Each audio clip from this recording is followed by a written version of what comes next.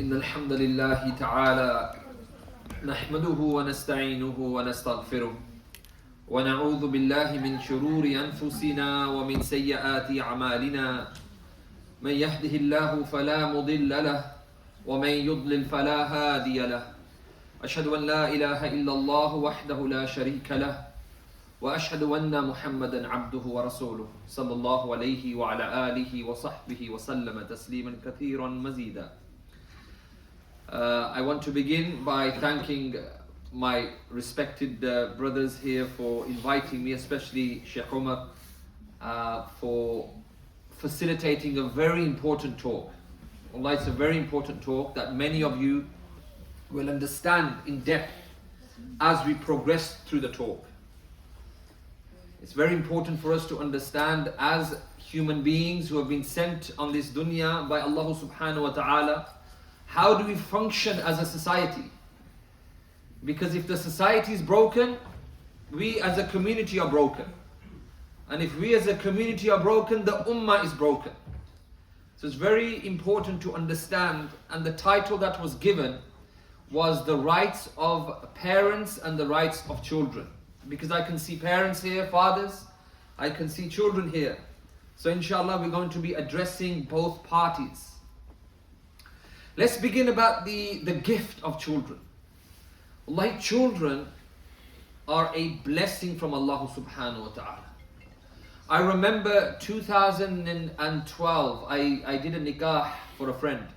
And he married late. He married mid-30s, early 30s. He was around 33. And for 13 years or 12 years approximately, they were trying for a child. And he was getting to an age and he almost gave up. And last year, they had this great news that alhamdulillah, Allah had bestowed upon them the blessings of a child. And I would see his condition and he would be partially depressed. I'm mid-40s now. I'm coming towards 50. I've been married for 10 years. I know people who have been married for 2 years, 3 years, they have children.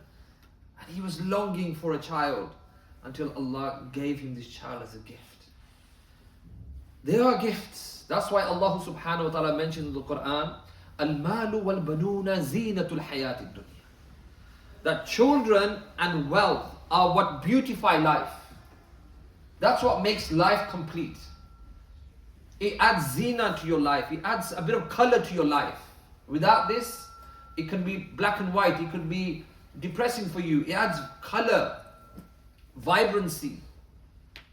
That is why Ibrahim alayhi salam would make a dua, Rabbi habli min as-salihin. Oh Allah, I'm getting to an age where I need a child, someone to call towards Tawheed, somebody to continue with the message. Rabbi habli min as-salihin. Oh Allah, grant me a righteous child. Then Allah subhanahu wa ta'ala granted him his child, Ismail alayhi salam. So this is the importance of children, and Allah gives what He wants.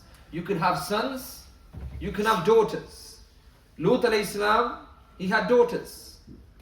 You have other Anbiya, Ibrahim alayhi salam, he had sons, he had no daughters. Lut alayhi salam, he had daughters, he had no sons.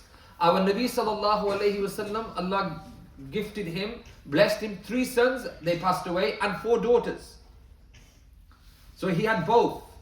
Some like Isa alayhi salam, who didn't get a chance to get married, had no sons or daughters. But according to narrations, when Isa alayhi salam returns, he shall get married and he shall have children. So the point I'm trying to make is the gift of children, the blessings of children, the ni'mah of children comes from Allah subhanahu wa ta'ala. And alongside this, brothers, comes an enormous responsibility. I want to begin with this responsibility, and then I want to talk about the rights that the parents have to give to their children. That's what I want to begin with. Like our Shaykh was reciting in Surah Tahrim in the second rak'ah. يا أيها الذين آمنوا قوا أنفسكم وأهليكم نارا وقودها الناس والحجارة. O you who believe, save yourselves and your families from the fire of hell, whose fuel will be rock and stones, and men, This is an instruction to the men and the women, the gatekeepers, the parents, the leaders of the household. You have a responsibility. You have to lead your ship. You are the captains of the ship. Make sure that this journey that you have in life, 50 years, 60 years, 40 years, you are the captain of the ship. Make sure you steer your ship and save yourself and your families from Jahannam. Because if your leadership is not there, if the captain is not steering in the right direction, then you will destroy everyone. The ship will sink. So I want to begin with the responsibilities that the parents have towards their children. Like I mentioned, this gift that Allah subhanahu wa ta'ala has granted comes with a responsibility. That is why our Nabi sallallahu alayhi wa sallam mentioned in an authentic narration, كُلُّكُمْ رَاعٍ وَكُلُّكُمْ مَسْئُولٌ عَنْ رَعِيَّتِهِ, that every one of you is a shepherd and you'll be asked about your flock of sheep. Al-Imam ra'in wa huwa mas'ulun an ra'iyatihi. The Imam, or he could be an Imam on the macro level. Let's talk the Imam, just say we have a khilaf or we have a leader. He will be asked about his leadership, how he governed the state. Because sometimes what we do is we focus too much on the big picture. Look at this president, look at this prime minister. If I was a prime minister, if I was a leader, don't worry, I'm coming to you now. Because the hadith mentions about your leadership. Begins with the Imam, then it goes to الرجل راع في أهله وهو مسؤول عن رعيته. The man is the leader of his flock of sheep and he will be asked, the husband, he will be asked about his responsibility, his leadership. Whether you're living in a 2-bedroom house, a 3-bedroom house, a 4-bedroom house, whatever takes place under that roof and the 4 walls, you will be asked about this. That is your leadership.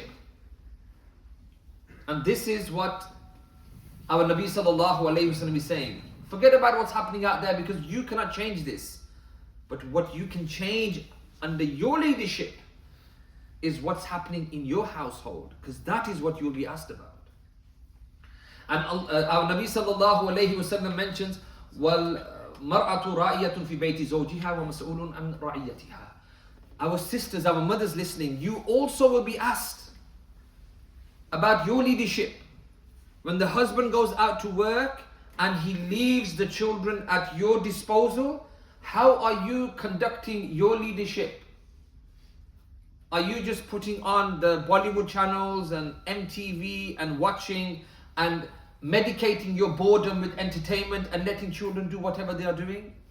And then later on we complain, oh, my child isn't what I expected him to be. This is very important. Because the rights of the children are that as they are growing up and they don't know anything about the environment around them, they are taking in everything. And this environment is shaping and molding their character and identity. If you are not giving them that environment that is conducive for their well-being, you'll be asked about this. Because they don't understand at the age of 2 or 3. They don't understand at the age of 5 or 6.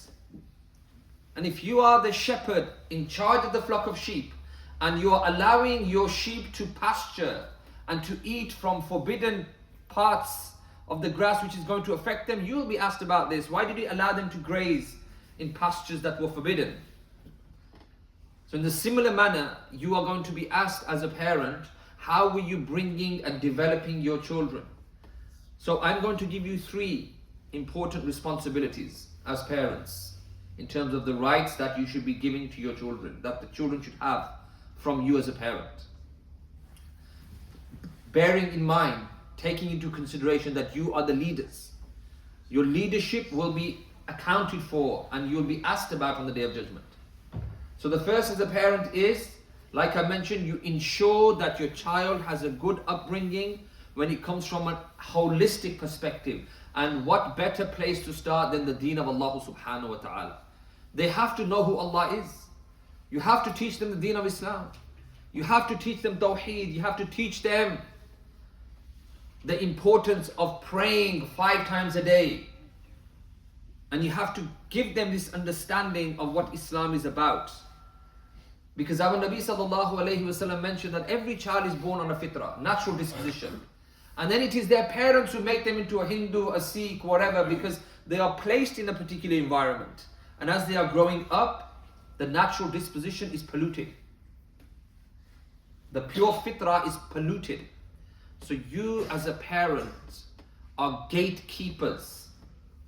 And you have to make sure that you are shaping the character and identity of your child by getting them to understand who Allah subhanahu wa ta'ala is. And if you are not praying yourselves, you are off to the worst start.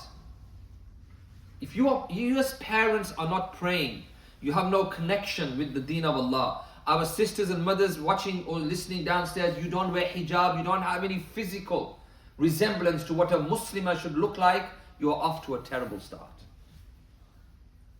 Because one, there is no barakah.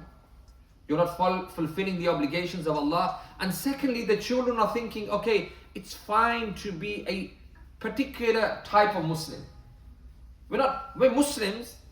I have a name Muhammad, I have a name Ali, I have a name Fatima, but we're not practicing. Those are the practicing Muslims, those who have the beards and they pray 5 times a day. But my parents have told me, you're just a Muslim.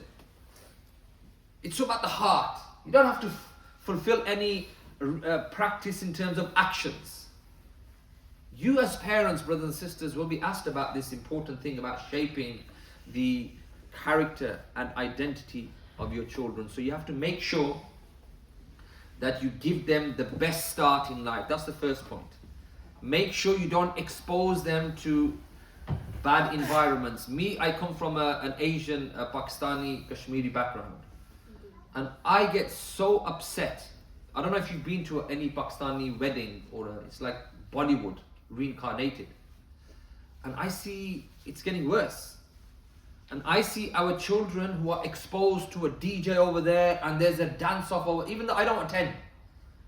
Even when I do a nikah, I have conditions. I will do the nikah, I will do a talk, I'll do a reminder, men separate, women separate, no music. If you want me to do the nikah, if you want me to conduct the ceremony, no music, no dancing. But from what I hear, there are ajib things taking place and the parents are taking their children. And inadvertently, the children's minds are being polluted. It's fine. It's like almost a low-level type of nightclub that they're being exposed to. A low level. Yeah, so they're seeing dancing, they're seeing people, all this, especially at the end when the so-called faraway guests go, the family comes together, 80, 100 people, men, women, dancing. Ajib. So you as a parent are not giving your child the best start if you're allowing your children to participate or watch as casual observers what's taking place. Because then they think, yeah, Islam's great. This great being a Muslim who can dance and don't wear a hijab, and the guys are looking, astaghfirullah, as predators looking to intermingle with the opposite gender. All these things are taking place. The responsibility lies with the parent. You have to choose where you are taking your children. You can politely refuse. This is not based on my values, I'm sorry. I will come and see you a few days later. I will give you hadiyah. I will give you a gift. But I am not happy to bring my children to this environment. Because this environment, brothers and sisters, will pollute your children. Even though you will know that, okay, these are the red lines, I will not cross it. Your daughter will not say this when she grows up. She'll say, no hijab. I want to dance like that girl was dancing there. I want to be the next Barbie doll. The son will be doing the same thing. He will say, I want to be like that guy. He was doing this, he was doing that. Singing, dancing. See the way he was dancing? I want to be like that. I want to be the next Michael Jackson. You expose them to these environments. And then even in your house, like I mentioned, this entertainment, this satellite, these things that you're exposing them to, they are conditioning your children. Like our teachers used to mention, if you are not giving da'wah, you are receiving da'wah. We are all receiving da'wah, unfortunately. We are being subliminally conditioned because we're not proactive. We're not fighting it back by giving da'wah. We're not standing on the corners and calling towards Allah. We are passively just taking in the music, the dancing, the subliminal conditioning, and then we become, our iman fluctuates up and down, and generally it stays down more than up. So you have to be the person who ensures that you are doing this. The second, there is enormous reward.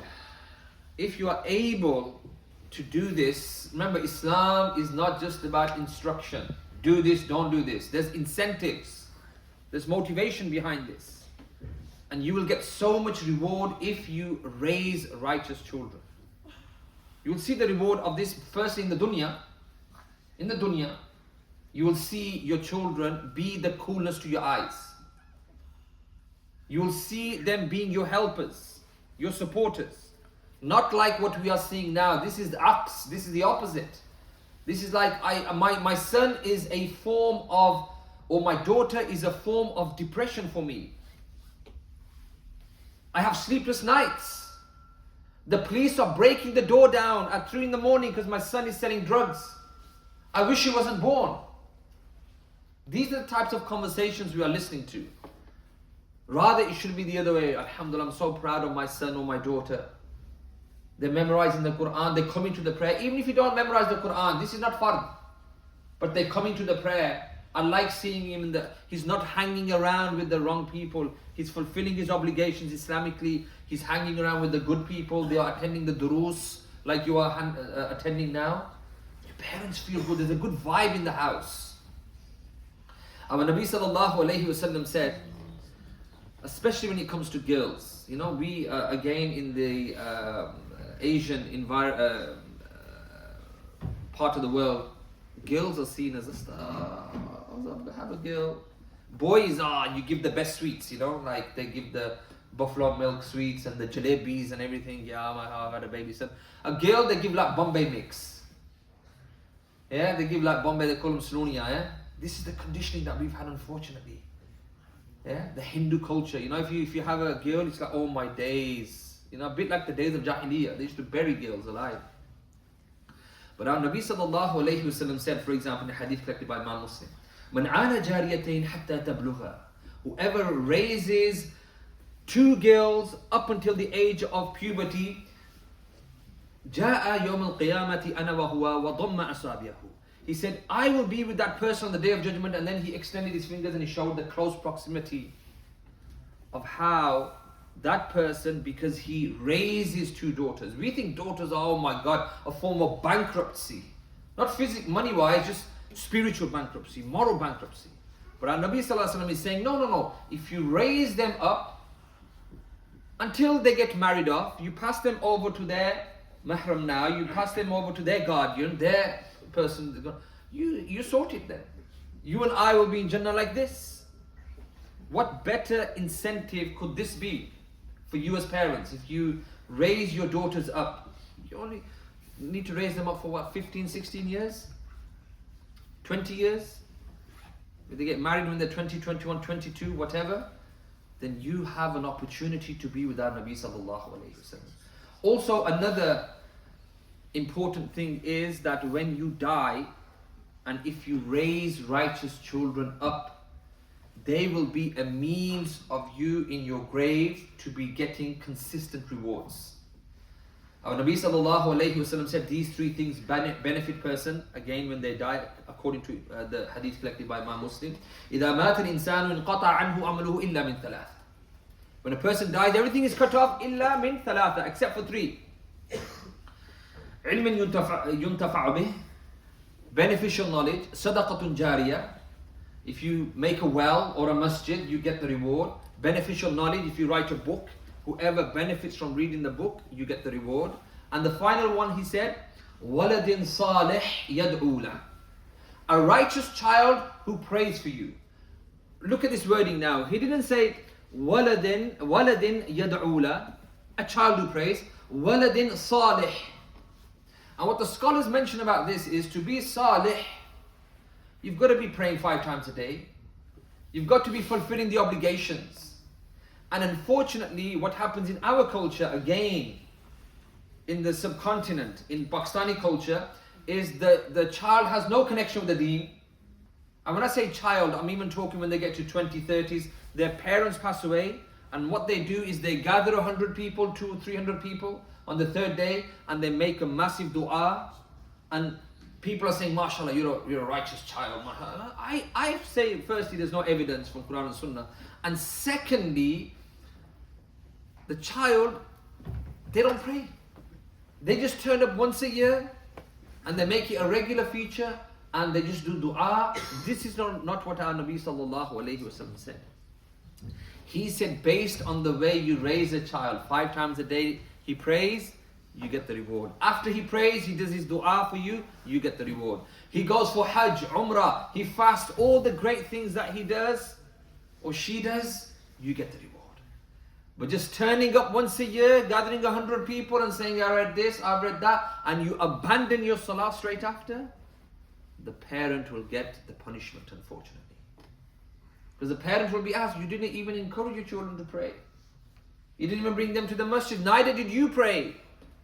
But what you did was you gathered people, it was a tradition that you follow.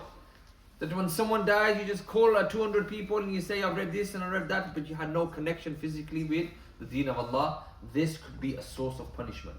However, we want it to be a source of barakah for us, a source of getting reward. How do we do this?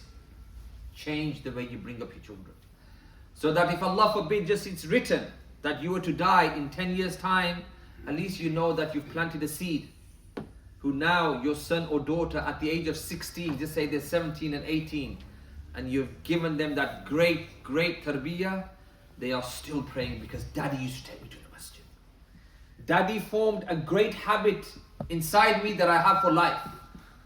And now daddy's gone, he's gone and he's in the cemetery. Every prayer that I'm doing for him, he's getting the reward.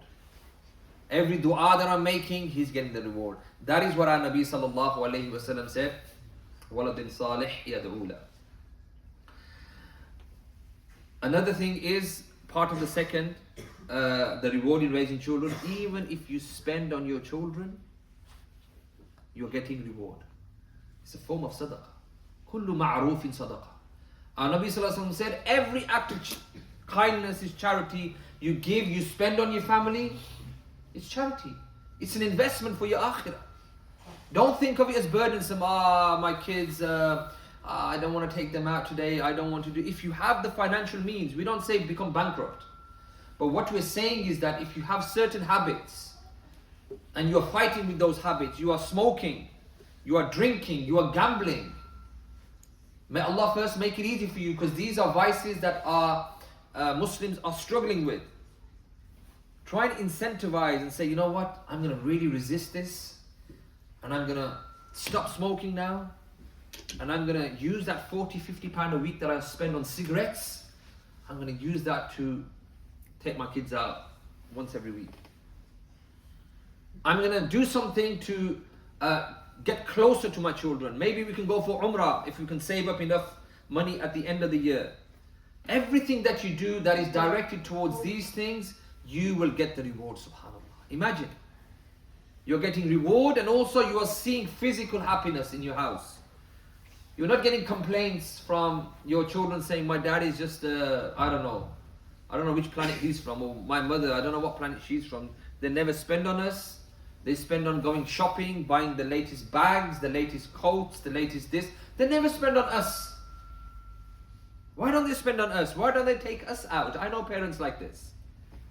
They want to spend on themselves and they don't want to spend on their children, whereas the deen is encouraging them to spend on their children. Don't have to spend on you, spend on your wife. Husband, spend on your wife and your children. So you get reward for this. So this is the second point. You get the reward, great reward in raising children. So make sure you follow this. And the third one is, and this is a bit more about your relationship that you have, the type of relationship. Wallahi, times are changing. Be your child's best friend. Don't be like your previous generation. Don't be or have the relationship that your father had with you. It was a different time. There's a different culture. If your dad walked, I know you had to walk 10 yards behind him. You couldn't be holding his hands. If your dad was at home, you would never dare, I'm talking about the previous generation, to say, Dad, you want to have a little kick around outside, you want to play football? They would say, come here, I'll use you to play football. It was seen as disrespectful. We have to change the next generation. We have to say, son, do you want to go and play football? Come on. You want to go swimming? Let's go. You want to ride a bike? Let's go. Because if you don't have that relationship with your child, you are creating a void. And that void is filled by who? Those gangsters or those roadmen or those thugs on the street who say, you're not getting any friendship. Come with me. You want to make some quick money? It's risky. You may go to prison, but you want to make 20, 30 pounds a weekend? Sell these drugs. Hide it. You're going to end up pushing them towards those people because you didn't give them that emotional love, that support, that friendship, and they were looking at it in the wrong places. So this is very important. You have to show affection.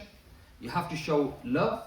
I know our parents, whether you're from Somalia, Arab lands, you're from India, Pakistan, it definitely wasn't happening in those days. It was seen as disrespectful if you were even joking around with your parents.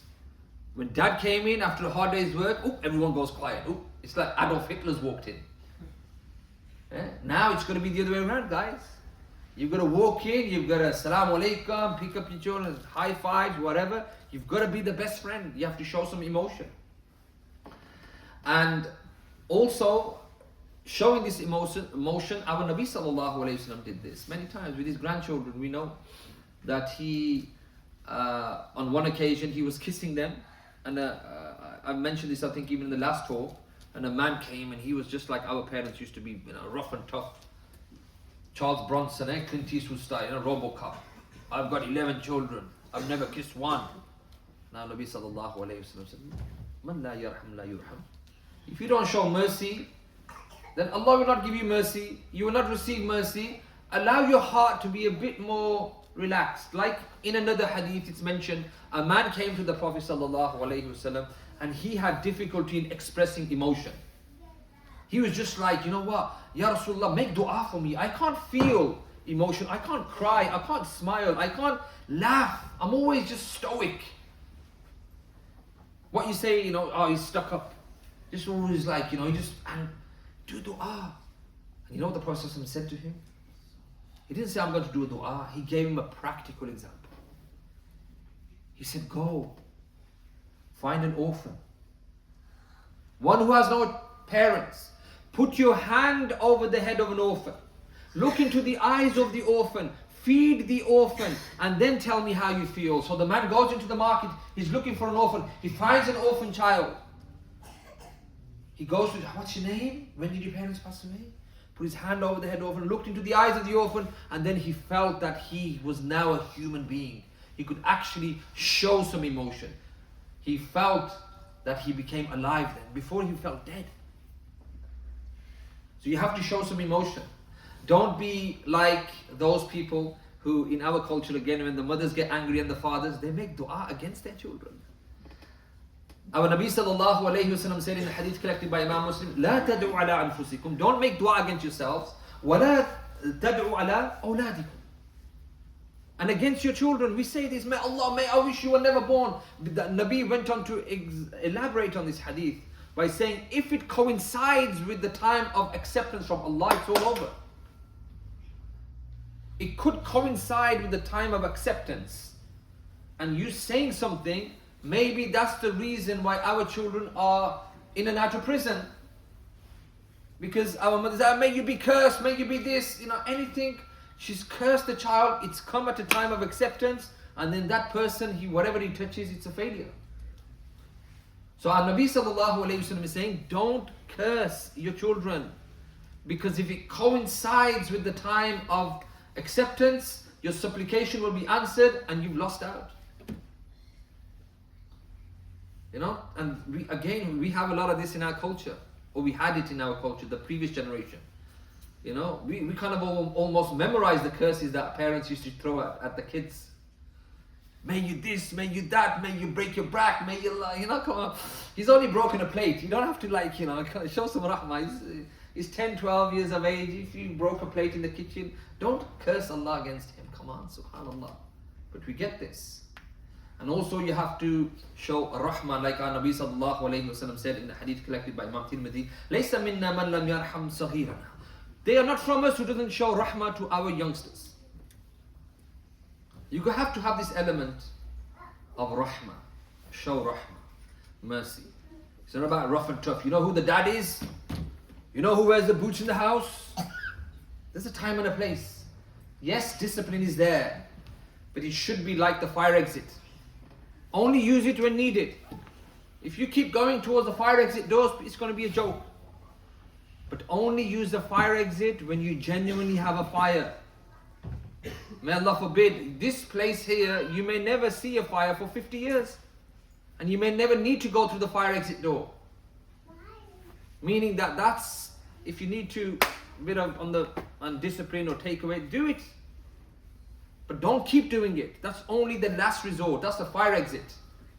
If you feel that the relationship is breaking down, then Allah tells us, the Quran Sunnah tells us you can be a bit, you can discipline your children, but don't do it the way our parents did it. Yeah? Some of our youngsters, we keep laughing, they had like tattoos of size 9 slippers still on their Ajib, subhanallah. And this mentally scars a child for life. And when I say child, I'm talking a person who's 15, 20, they're developing. See, psychology is very important. When we used to be part of the Dar al-Ulum and Asatizah teaching, unfortunately we used to see some crazy stuff happening. For example, teachers used to, and even when we were growing up, if you got something wrong, smack. The kufi used to go around the room 3 times. It's wrong. And what happens? The child then connects punishment with opening the Quran. He will never ever open the Quran ever again. Yes, he will keep attending the madrasa because his parents force him. But when he's independent and he has to make that choice of opening the Mus'haf, he's 20 years old, he wants to get closer to Allah, no way. He will never do it because that reminds him of punishment. Rather, it should be the other way around. Quran, I remember the Quran. Every time I open the Quran, I remember I used to get sweets. I used to get praise from my teacher. I have good memories of the Quran. But if you conflate that with bad memories, beating, punishment, you'll never be good. You get your makharij wrong, your tajweed is wrong, won't sit over there, you're a loser. They will never open up the Quran. So similarly, the third point is, give your child the emotional love, support, because this is what will see your child through. They can either be an angry man for the rest of their life, or they can be a loving, angry man or a woman for the rest of their life, or they can be a caring, sentimental, nice person based on the way you raised them. Okay, so I hope I've covered the points from the rights of the children from the parents' perspective. And I'll quickly go through them again. The first one is that ensure you give them the proper upbringing. Tell them who Allah is. When they are growing up in your household, who Allah is, pray, fasting, all those things. As they get to that age, you have to inculcate into them those behaviors. Make sure you don't expose them to the wrong environments. The second point is you get reward in raising your children. So almost incentivize and motivate yourselves that alhamdulillah, I'm getting reward. I'm getting reward in the dunya, meaning I'm getting children who are the coolness to my eyes. They are always listening to what I'm saying because you've raised them in a nice way. And in the akhirah, you will get the reward as well, because they will be God conscious and pious children. And the third one is be their best friend. Don't be sergeant, lieutenant, major or whatever, and don't do any of this. Be their best friend. Okay, that's the third point. Now, the rights of parents. Let's switch it over now. Youngsters, listen up now. This is your turn to understand what are the rights of your parents that are expected from you now. And firstly, before we even go through the 3 rights, just look at the context, because sometimes, obviously, not sometimes, I think all the time, you will not know what your parents have gone through, because biologically, physically, at that age, you haven't matured. You don't know what's happening at the age of 3, 4, 5, 6, 7, up until the age of 12, 13. And then when you go through puberty, then there's another challenge, because then your hormones are kicking in. And you want to be a bit more independent. And it's only when you get to the age of parenthood, then you realize how mischievous I've become. I was when I was youngster, and my children are even worse than me. So let me explain something that you are not realizing yet, or you didn't realize. When your mother and father, firstly when your mother bore you and she weaned you, that physically takes its toll. 9 months. The whole labor process to bring you in.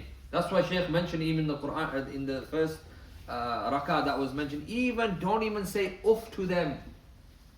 When this was revealed, this was even addressing the Muslims against the mushriks. If your parents are even ones who worship Allah, Al-Manat, Al-Uzza, all those idols, no, still respect them, but not in doing shirk. If they say worship, say no, with due respect, I'm not going to worship, but is there anything else you need? You want me to wash your feet? Do you want me to carry I'll still do this. Allah is telling me. So, look at the context. They went through financial hardship because of you. Your dad used to work every night and then come home, and you were born, and he still had to get up to go to work at 6 in the morning, but you kept him up every night because of your teething, your weaning. Your mother was sleeping, and because you wet your nappy in the night time, the nappy leaked. She quickly got up and disturbed her sleep. She changed your nappy, and then she even moved you onto the dry bit, and she herself slept on the soiled part of the bed. You do not know these things because you're obviously not expected at that age. All these sacrifices and many more is what your parents did for you. You think it's easy? You don't get a small game and you start hissing and my daddy didn't buy me the latest this. But do you know the hardships that your parents went through just to bring you up and raise you in this dunya? The sleepless nights, the hospital visits. You think it's easy just to drop, okay, hey doctor, just take him. I don't want to know. No, you have to spend time with your child. You have to go to the accident and emergency. You have to sit there. Your child is crying and you're trying to comfort him, and there's people there, somewhat drunk. You have a problem at 2 o'clock in the morning, you have to take them to Leeds A&E. You go there and it's a Saturday night, guess what? John, Sheila and whatever's there, and they're all drunk and on the floor, and they're like, oh, you're looking at you, this and that. But because your parents loved you, they have to just be patient, and they're like saying. That's what they went through. That's the context. So what are the rights that you have to give them? Like Shaykh recited in the Quran as well, Allah subhanahu wa ta'ala mentions to us, we make a dua, Rabbi hamhuma kama rabbayani saghira. Ya Allah, have mercy on them like they had mercy on us when we were small. Have mercy on them. Because they definitely showed us mercy. I don't see any of you children in black bags dumped in the garbage because the mother said, I got fed up of him. He keeps me up all night, you know what? I threw him in the trash can. I don't see any father saying, you know what, I just picked him up and I was going past a skip and I said, throw him in the skip, I don't want him anymore. They had mercy on you. You have to lower your wings of mercy on your parents as well. Like our Nabi sallallahu alayhi wa sallam said, لَيْسَ مِنَّا مَنْ لَمْ يَرْحَمْ صَغِيرَنَا وَلَمْ يَعْرَفْ شَرَفَ كَبِيرَنَا. He mentioned about the youngsters, and those youngsters also, if you do not give your elders the respect as well. You have to also give them respect. The elders show mercy to the youngsters, you respect your elders, you reciprocate this. That's what our Nabi sallallahu alayhi wa sallam taught us. So that's very important, brothers and sisters, youngsters. The first one, have mercy on your parents. Kiss them when you go home. Kiss them on their foreheads. Thank them for raising you, for bringing you up in this dunya. It wasn't easy. And you may be thinking, what's so difficult? You'll find out. Trust me, you'll find out. When it's your time to get married, in 10 years, 20 years, 30 years, whenever you get married, when you go through the difficulties, wallahi, you'll remember your parents. But you'll feel sad, because either your parents will be alive, but they won't be in the physical state that they were when you were growing up. They may have dementia. They may have Parkinson's disease. And they're not in that same frame of mind, but it's going to be too late for you to change anything. I wish I was a better son for my dad. He can't even walk anymore. Or you'll cry even more when you know that they are dead. You're just going to the graveyard and you're crying, oh Dad, now I know what you went through. My son's not listening to me, my daughter's not listening to me. I'm sorry for being a difficult child when I was growing up, because my children are a lot worse. And wallahi, if you don't obey your father or your mother, the hadith are strong, they're shadeed, about the curse of Allah subhanahu wa ta'ala that can come on you. Our Nabi sallallahu alayhi wa sallam is ascending the minbar, and as he's ascending the minbar, he takes a step, he says Ameen, takes a step, says Ameen, takes 3 steps, says Ameen. The Sahaba radiallahu ta'ala anhum ajma'een, they're like saying, okay, what's going on here? Why did you make the dua? Why did you say Ameen? Our Nabi sallallahu alayhi wa sallam said, from the 7 heavens today, Jibreel alayhi salam descended. And he said, oh Muhammad, Rasulullah sallallahu alayhi wa sallam, I'm going to make a dua, you say Ameen. And from the 3 du'as, one of those du'as was, whoever gets to, may that person be cursed, whoever gets to an age where 1 or 2 of his parents are alive and yet he still doesn't enter Jannah because of being a good son. رَغِمَ أَنفُهُ ثُمَّ رَغِمَ أَنفُهُ ثُمَّ رَغِمَ أَنفُهُ. May his face be on the floor, and it's like a metaphor to say may his face be like what do you call it? Sorry, I'm a bit jet lagged anyway. 2 days I got back from somewhere, so if I'm feeling, it's supposed to be 4 hours ahead for me. It's 12:30 where I was. But anyway, it's like may his face be scrubbed on the floor. Qila man ya Rasulullah. They said, who? They said, Man adraka walidayhi indahu al-kibar ahadahuma ukilayhima thumma lam yadkhul al-jannah. A person who sees his parents get to that age, one of them if they're alive or 2 of them, and still he doesn't enter Jannah. He's not a good son. Mom, do you need anything? You're 60 years old now. Father, do you need anything? I see you're finding it difficult to go to your hospital appointment. Jump in the car, let me take you. No. Get on the bus. I've got work to do. I've got to meet my boys. The parents are getting into the car or into the bus. People are like swearing and they're having to sit there, and they know they have a son or a daughter who could have gone out their way, but they didn't. You will not enter Jannah. This is what our Nabi sallallahu alayhi wa sallam said. It's very important, brothers and sisters, to understand. In another narration, our Nabi sallallahu alayhi wa sallam said, the rida of Allah, the pleasure of Allah is the pleasure of the father, and the anger of Allah is at the anger of the father. If your father is happy with you, Allah is happy with you. If your father is upset with you, Allah subhanahu wa ta'ala is upset with you. So you need to start addressing and looking at how your relationship is with your father. And then we move on to the mother, who's higher Islamically in our religion than a father. See, this is the thing, the West, unfortunately, they think Islam is backward because they don't really study Islam objectively. They have a subjective bias. It's against women and it's against this, but Islam gives more rights to the woman, more honor to the woman than the West could ever do. That is why we're seeing a lot more women entering Islam when they study the Quran in English, in Greek language, French language, whatever, because a lot of them are turning Muslim from Europe. And they read the kalam of Allah, they read the speech of Allah, they say, this is what we were missing. We didn't get this from the West. The West made us objects of desire. They used us and abused us. Islam is liberating us. It's giving us freedom. It's giving us the respect that we need. So the mother in Islam has a high status. The word ummah is derived from the Arabic root word the mother. We say Muslim ummah is from the mother. And a man came to our Nabi sallallahu alayhi wasallam and he said, who should you love after Allah and your messenger and the messenger sallallahu alayhi wasallam? Who from all of the creation? Should it be the Sahaba radiyallahu ta'ala anhum ajma'een? Should it be so and so? He said, no, your mother. Who next? Your mother. Who next? Again, your mother. And then who next? And then Abuk. Then your father.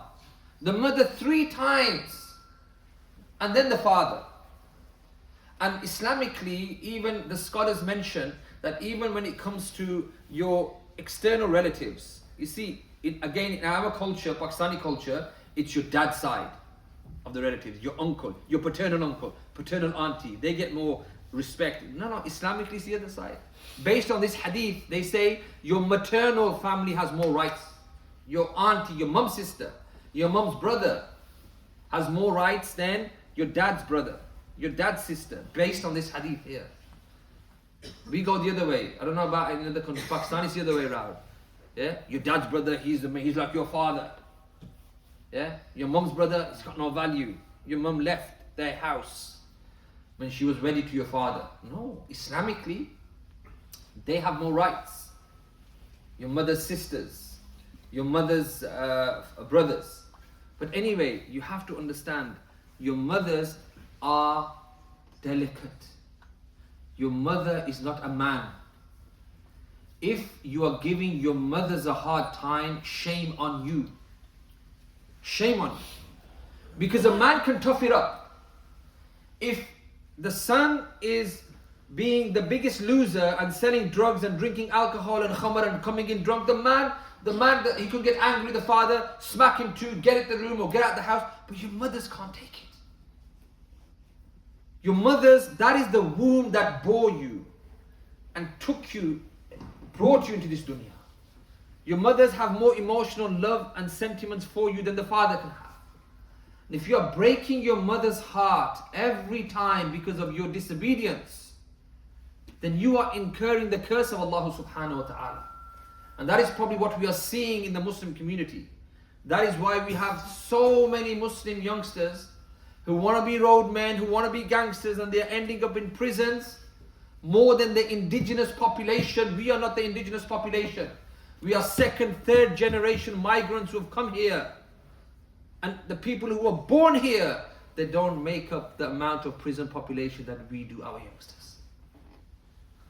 As a result of this, our mothers are affected. Oh, I hear Fatima or Khadija or whatever her name is, I hear your son's in prison again. She can't go anywhere because of the dishonor. She feels broken. And we think we're roadmen, we think we're hard. You're not hard, because I know what happens in prison. When you go there and you have a small room, smaller than the mimbar here, and you have to share it with another man, and there's a toilet there, you can't run out and say, can I use there's no outside toilet. And you have to hear, you have to smell.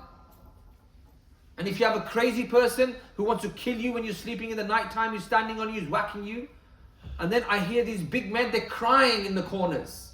Oh, what have I done? I want to get out. But I'm serving 5 years, 10 years. Where are you now, big man?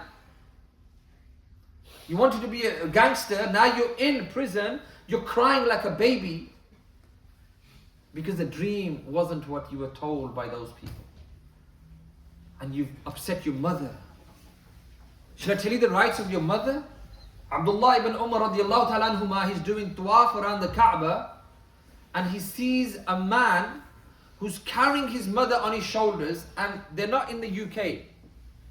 15, 20 degrees, decent weather, cool weather. They're in Makkah, 50 degrees. There's no AC tiles like we have now on the floor, slabs and air conditioning. Heat. Sweat is coming down his cheeks because he's carrying his mother, making sure she doesn't feel any discomfort. And as he's doing tawaf around the Kaaba, he notices that this is the famous Sahabi, the son of Umar radiallahu ta'ala, and he says, come here, I want to talk to you. Look, I'm carrying my mother. I made sure she doesn't feel any discomfort during this Umrah trip that we're doing, or the tawaf that we're doing. Have I been an obedient son? Have I given my mother her rights? He said, Wallahi, no. You have not even repaid back one kick in your mother's stomach when she was carrying you as a baby. One contraction pain. One kick. You can do tawaf for the rest of your life. You will not even repay that back. And we are being a constant source of discomfort for our parents, our mothers. It's going to be shocking, guys. live a miserable life if we continue like this. You have to give your parents your rights, their rights, especially your mothers. They are delicate by nature. Allah subhanahu wa ta'ala mentioned in the Quran, الرِّجَالْ قَوَّمُونَ عَلَى النِّسَاءِ. The man has been programmed differently. He's been programmed. He is the one, he just takes care, and the woman is the one who looks after the castle. She'll look after you. Make her life in the castle nice, please, as children. Don't wreck it for yourself and your mother. Your mother's going to get discomfort, but you're going to get the azab of Allah subhanahu wa ta'ala. I know people who are on heroin now, drugs, they're like 5 stone, stealing anything and everything, and if you trace back how they ended up like this, it was because of the way they were with their parents. Disobedient, weren't very good, parents tried their best, they wanted to rebel, they wanted to be independent, and then all of a sudden, when they got to that age, Allah cursed them, they are finished. So I want to conclude, brothers and sisters, youngsters, by saying both sets of you have rights. The parents have rights, the children have rights, and if we follow what I've taught in today's lecture, and if we give each other the rights, wallahi, we will function as a society that has harmony, a society that is functioning in accordance to the true teachings that our Nabi sallallahu alayhi wasallam taught us and what Allah has revealed. And wallahi, you will find every day is a blessing. You will not be stressed out. You will not be upset. But in order for that to happen, you have to make those changes. Islam is a practical religion, and you have to apply those teachings in your life.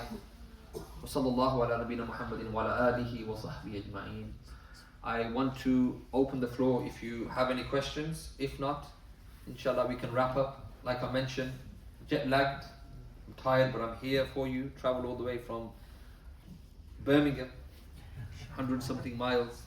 I'm here. You can probably tell from my croaky Birmingham accent, I'm not from Bradford. So, but I'm here, inshallah, if you want to ask any questions related to this or anything else that's related to parents, parental development, or anything that's to do with family relationship, I can, inshallah, answer you, give you some tips or anything. If not, we will conclude and you can have your food. Any questions?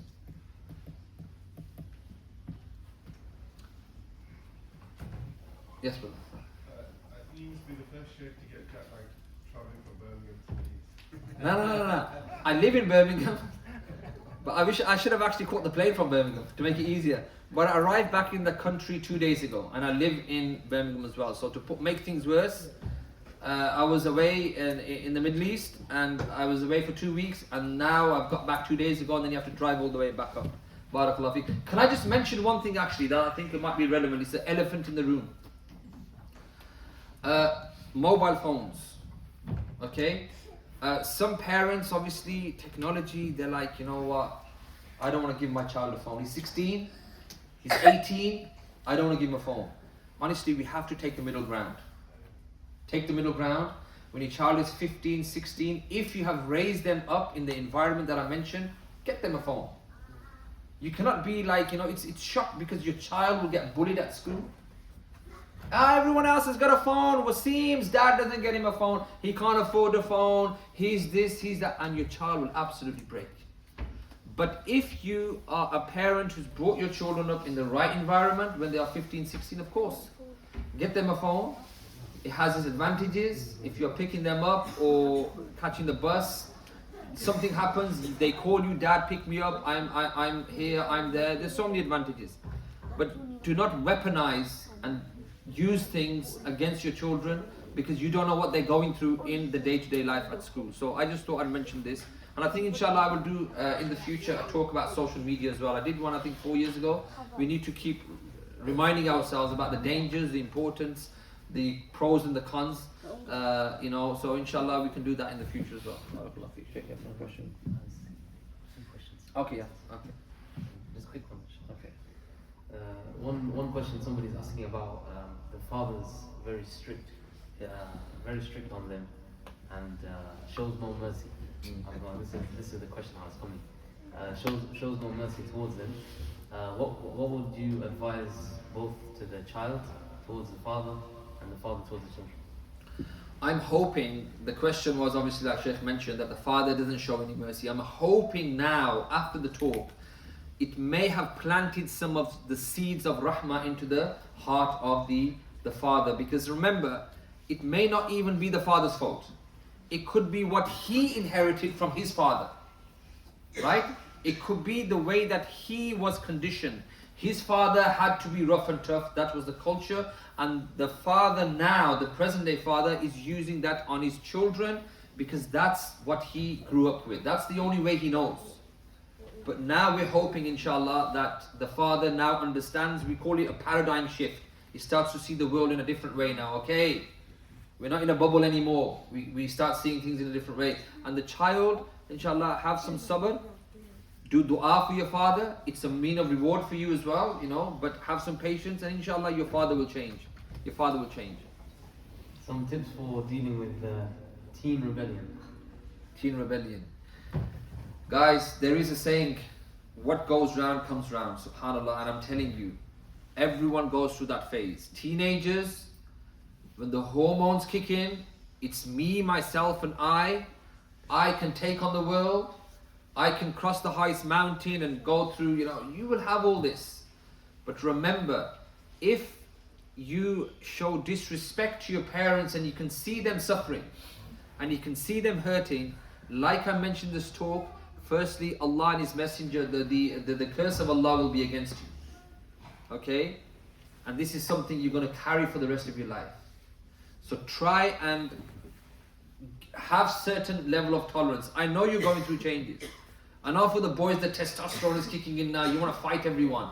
You want to answer back to everyone. You know, but you've got to relax. Know your boundaries. And for the parents, I also request, give them a bit of space as well. Give them a bit of space, meaning that if he says something and he's a bit angry, he's a bit emotional, more emotional than when he was a 6-year-old. Remember, 6-year-old and the biology of a 15-year-old is a difference. The hormones haven't kicked in yet. But now they are acting like this. Give them a bit, maybe change the way you deal with them. They're not your child anymore in that sense. Like, you know, do this. Ask them rhetorical questions. Do you think it's wise to go that way? Are you sure? Maybe, why don't you try this way? As opposed to, no, don't do this, don't do that. Change the way you deal with them. And inshallah, you'll find that it will work. Two more, okay. Sorry. I'll read this one out because this is the thing. If my close family members are having a wedding, they are not practicing. They have a ladies' function, dancing, music, etc. And I attend as it's a close family. Am I sinful? Wallahi, the general principle is that there is no obedience to the creation if it goes against obedience or disobedience to the Creator. Now, that's the golden principle, that's the general principle. Now you judge how bad is this music dancing and how close are you going to be within this. You could be far away, you could be like in another room. Or if you're right there and you're part of this and they're making the films and the film goes viral and it goes, and all the ghair mahram are seeing you, and those people who check their wives' phones and they've seen, you're sinful. I'm sorry to say that. The middle path is you show your family the love and say, look, I respect the fact that it's a family wedding. I'm going to come and give you the gifts before or after. But there are certain things I can't compromise. And one is this wedding stuff, this music stuff. Because wallahi, it's getting worse. I actually heard, I was at one particular masjid, that men and women are actually sitting together now and they're inviting belly dancers. They're actually inviting, so it's part of entertainment, that a woman will dance and she's got next to nothing on and everyone's just like, whoa. Just what is going on? Where are we going to stop? And some people obviously are discomfort, but they can't get up and leave straight away. They're just like trying to, you know, they feel very uncomfortable. So do your due diligence. You know who your relatives are. You know how far they go. And if it is disobeying Allah and obeying the creation, I personally wouldn't do it. Allegiance always is to Allah first. And wallahi, we're not being that strict here. We're not saying, oh, you know, if it's, we're saying if it gets to music, DJ, dancing, I personally wouldn't go. And a same point I want to mention quickly on this is, can you also see the correlation in how divorce rates are high? Can you see this? When there's no barakah, look at the amount of weddings that are falling flat on their faces. The divorce rate is at least 70 to 80%. In 10 marriages, at least 9 or 8, after 6 months or a year, they've done the DJ, they've done the romantic honeymoon to Mauritius, wherever, done all that stuff, but they find after a year they've split ways. Why? Because there's no barakah in the wedding. Barakah comes from Allah. وَجَعَلَ بَيْنَكُمْ مَوَدَّةً وَرَحْمَةً. Allah is the one who puts love into the relationship. Allah puts love and rahmah. It's not your Bollywood film. It's not your DJ. That's an experience that you're feeling, your emotions. Oh, that's not real. Real is, it comes from Allah later. A few years into your relationship, Allah puts love into your relationship. So if you don't have Allah on your side, I wouldn't do it. I wouldn't do it. But be political. Don't cut off kinship. Go later. Go when everything's calmed down. Go to the house. Go with the bag of goods. This for you, this for you, this for you. Don't say, no, Allah says haram, haram, I don't want to talk to you ever again. No. Silatul Rahim is very important. But a way of doing it is how you deal with it. My daughter used to wear hijab. One day she came home and says she doesn't want to wear it anymore. What do I do as a parent? Wallahi, it's a difficult question. Obviously, hijab is fard. Allah subhanahu wa ta'ala has revealed in the Quran, Ya ayyuhan nabi, tell your wives, your daughters and the believing women to wear the hijab. Now, it's a test for the parent. If the child is not wearing the hijab, then obviously you just pray for them, and sooner or later, based on the love that you gave them, based on the tarbiyah that you gave them, inshallah they will come back to that form of Islam. If you are praying, if they have been praying, and I've seen this in my life as well, if you have been giving your child, for example, the 5 daily prayers, they have been from the age of 5 till 20 with you, within all of a sudden they've gone off the rocks. They've gone to experiment. They've stopped praying. If they even had a little beard, the beard's gone. Do dua for them. Still keep in touch with them. Because what happens after 2 or 3 years, when the haram isn't as beautiful as they expected, they will come back to their default position. The daughter will come back to the default position, inshallah. But you have to be around them. You have to give them that time, the love, the support. Because you have to be very careful. If you push them away, they may not come back to you. Just be around them, and inshallah they will come back to the default position. They'll remember the times they wore hijab and they weren't wolf whistled. You know, one thing about COVID, shall I tell you something? When people had to cover up, and the masks, wallahi, non-Muslim women were saying that they felt so liberated. Because they were wearing a mask, you couldn't see because they felt that they were objects. You go past a certain site, builders wolf whistling, they're objectifying them. But now they could just walk past, nobody knew what they looked like, and they felt liberated. So if a woman doesn't wear hijab, has a purpose. It stops you from being molested. This is what Allah says in the Quran. Yeah? People say, oh, this woman wears the hijab, okay, she's fine. That one doesn't, maybe I try on with this person. And we're living in such a society where if those things happen, the sister will return back to hijab and say, you know what, men are filthy creatures. Wallahi, because men are. We have to say this. Allah commands the man to lower his gaze first. But because society has conditioned us in such a way, men have become predators. Predators.